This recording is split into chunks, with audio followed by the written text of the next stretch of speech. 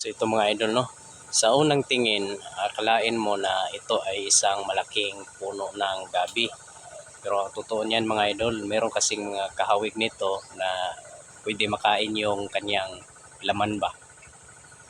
Pero ito yung nasa likuran ko, ito yung tinatawag na bagyang Makati. Ito mga idol,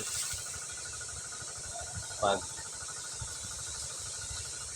pinutol mo ito tapos yung katas ba nito mapunta sa balat mo, sobrang kati nito.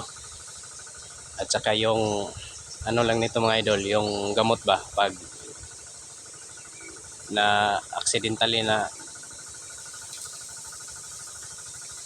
nilagyan kayo ng katas nito, ano lang yung gamot niyan, either maligamgam na tubig or gata.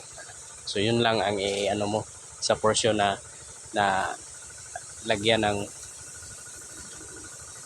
ano duga sa bagyang. So yun lang po mga idol.